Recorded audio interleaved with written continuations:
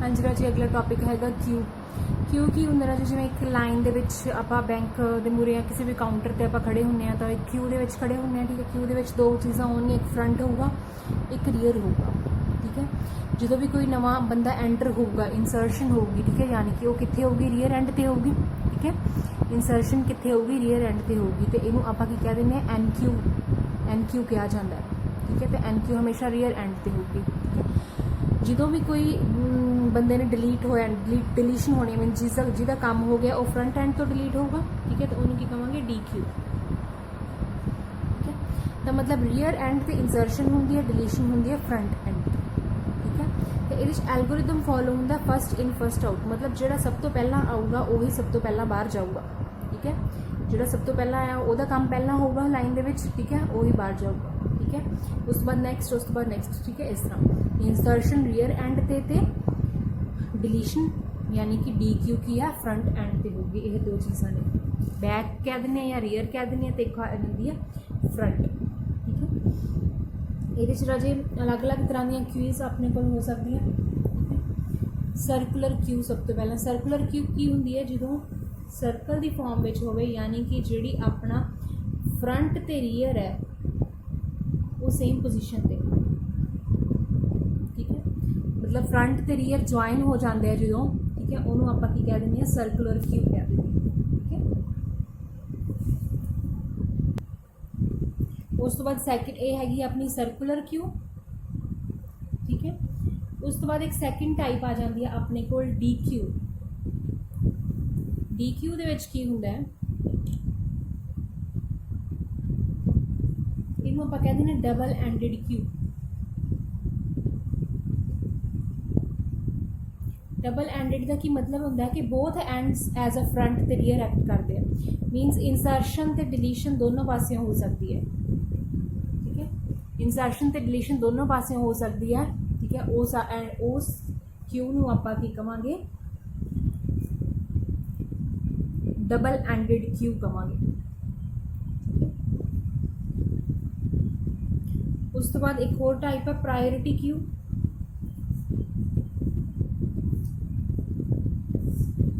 ये की है बस असाइनमेंट प्रायोरिटी के बेसिस पे, जी प्रायोरिटी है वह काम पहला होगा, प्रायोरिटी के बेसिस पे की है ईच एलीमेंट असैस किया जाता है। ठीक है, उस तो बाद आ जाता राजे एल्गोरिदम। देखते हैं आप इंसरशन ते डिलीशन का एन क्यू ते डी क्यू का किस तरह परफॉर्म होंगे ने। ये सब तो पहला आप इंसर्ट करने का देखते हैं, या फिर की है एन क्यू इंसर्ट, या फिर एन क्यू का एल्गोरिदम देखते हैं। अगर आप इंसर्ट करना है, सपोज अपने को एक क्यू है, तो इंसरशन हमेशा दो पार्ट होंगे, फ्रंट ते रीयर। तो इंसरशन हमेशा किहड़े पार्ट ते होगी, रीयर पार्ट ते इंसरशन होगी। ठीक है, एन क्यू रीयर पार्ट ते होगी। तो रीयर पार्ट ते इन क्यू होगा, तो रीयर का साइज़ एक वध जूगा, एक इत्थे होर ऐड हो जूगा। तो सिंपली आप की करना, रीयर का साइज़ एक होर वधा देना। इंसर्ट विच की करना, रीयर का साइज़ एक होर वधा के उत्थे एलीमेंट इंसर्ट कर देना। तो एल्गोरिदम किवें लिखांगे, if rear is equal to max minus 1, क्योंकि ये जोड़ा है अपना 0 तो स्टार्ट होंदा, तो ये वैल्यू कितनी होगी, मैक्स माइनस 1 होगी। ठीक है, तो फुल है ऑलरेडी अपनी क्यू, तो आप लिखांगे राइट ओवरफ्लो। ठीक है, तो ओवरफ्लो हो जाएगा। ठीक है, उस तो बाद if front is equal to -1 and rear is equal to -1, मतलब दोनों फ्रंट ते रियर अपने की है, उन्होंने वैल्यू -1 है। मतलब दोनों इत्थे ही है, फ्रंट ते रियर, मतलब कोई भी एलीमेंट है ही नहीं गा, कोई एलीमेंट है ही नहीं गा।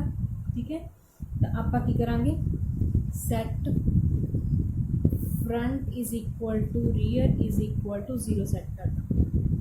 ठीक है, नहीं तो की करांगे, एल्स मीनस 0 सेट कर देंगे, मतलब पहली जगह तो ही एलिमेंट इंसर्ट हो जाए अपना। नहीं तो की करांगे, rear is equal to rear plus 1, rear की वैल्यू की आप एक और वधा देंगे। ठीक है, तो उस तो बाद की करांगे, जो एलीमेंट है वो क्यू रियर के उपर आप इंसर्ट कर देंगे, जो भी तुसी वैल्यू इंसर्ट करनी है इंसर्ट। ठीक है, उस तो बाद एक्स ठीक है। तो सिर्फ आपां की करना, रीयर की वैल्यू एक ਵਧਾਉਣੀ है तो उस दे जगह ते वैल्यू स्टोर कर देंगे, ठीक है। तो ये इंसर्ट करन दा एल्गोरिदम है। उस तो बाद आपां देखते हैं डिलीट करन दा एल्गोरिदम, यानी कि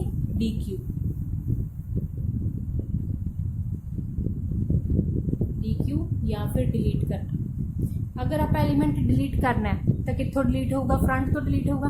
आप सीधा फ्रंट की वैल्यू एक इंक्रीज कर दी है, पहला फ्रंट की वैल्यू 0 सी, आप सिर्फ इतों डिलीट करना है। आप फ्रंट की वैल्यू अगर 1 करती मीनस फ्रंट की वैल्यू 1 प्लस कर दिए तो अपना की है ऑटोमैटिकली डिलीट हो जाऊगा फर्स्ट एलीमेंट, ठीक है। तो ये एल्गोरिदम आप लिखांगे if front is equal to -1 या फिर फ्रंट ग्रेटर दैन रीयर है तो एक ही ऑप्शन होगी अंडरफ्लो की, मतलब कोई एलीमेंट है ही नहीं, डिलीट की करिए, ठीक है।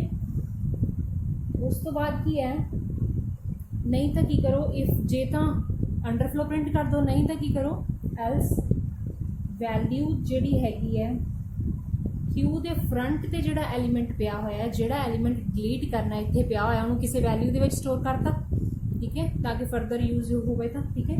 उस तो बाद की करो set front is equal to front plus 1, सिर्फ एक वैल्यू इंक्रीमेंट कर दो, उस बाद एग्जिट, ठीक है। सिर्फ आप फ्रंट की वैल्यू इंक्रीमेंट करनी है तो ये डिलीट हो जाएगा, ठीक है राजे।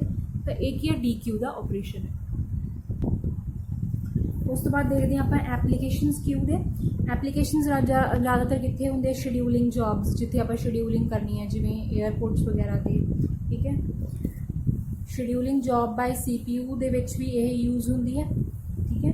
उस तो बाद कॉल सेंटर्स वगैरह दे विच जिथे फोन्स की क्यूई लगी होंदी है कि हाँ नेक्स्ट कॉल तो उन्होंने queuing they which call centres वगैरह तो यूज़ होंदी है।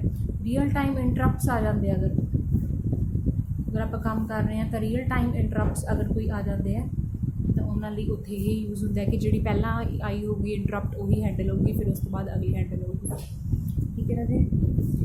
आर्टिफिशियल इंटैलीजेंस AI के प्रोग्राम्स विच यूज़ होंदी है, ठीक है। सिमुलेशन दे विच यूज़ होंदी है। तो इतने सारे की क्यू दियाँ एप्लीकेशनस ने। अगे ना जी आप देखते हैं प्रोग्राम जिहदे इंप्लीमेंटेशन की हुई है क्यू की, इंप्लीमेंटेशन ऑफ अ क्यू, ठीक है। तो ये आप लेने हैश इंक्लूड conio.h तो आप अपना डिफाइन करते हैं एरे इंट क्यू डिफाइन किया जो साइज मैक्सिमम आप 6 डिफाइन किया होया ऑलरेडी, ठीक है।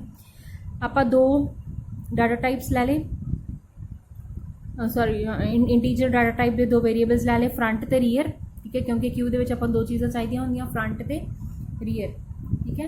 तो ये सब तो पहले आप इंसर्ट वाला फंक्शन डिफाइन करते। इंसर्ट से आप किया सी अगर रीयर तो मैक्सिमम दोनों बराबर है तो क्यू फुल है, कुछ इंसर्ट नहीं कर सकते, वो रिटर्न हो जाए। नहीं तो की करे डाटा जोड़ा वो रीयर ते पा दिए तो रीयर की वैल्यू एक इंक्रीमेंट कर दिए, rear is equal to rear +1 या फिर रीयर ++ देख सकते हैं आप, ठीक है।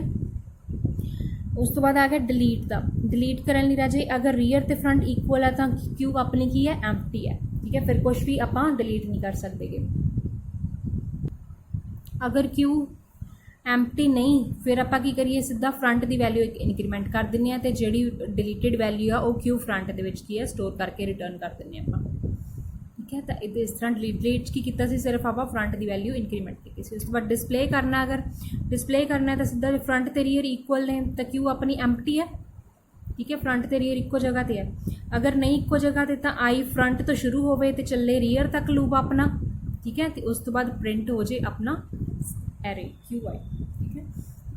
तो ये तीनों चीज़ा आ गई। उस तो बाद आप मीन्यू लैने, मीन्यू नाम का फंक्शन लैने जिसे आप 1 नंबर पर इंसर्ट, 2 तो डिलीट, 3 तो डिस्प्ले, 4 तो क्विट, इस तरह आप डिफाइन करता सारा, ठीक है। उस तो बाद आप लैने एंटर योर चॉइस, तुसी की इंसर्ट करना है, डिस्प्ले करना है कि डिलीट करना है, वो चॉइस एंटर करवा के, ठीक है, मेन फंक्शन आ जाता है, ठीक है। अगर स्विच केस लगाने थे, अगर स्विच केस का केस 1 है तो इंसर्ट ऑप्शन, केस 2 है तो डिलीट ऑप्शन, केस 3 है तो डिस्प्ले, ठीक है, इस तरह आप शो कर दें। तो this is program for queue. That is all for today, thank you.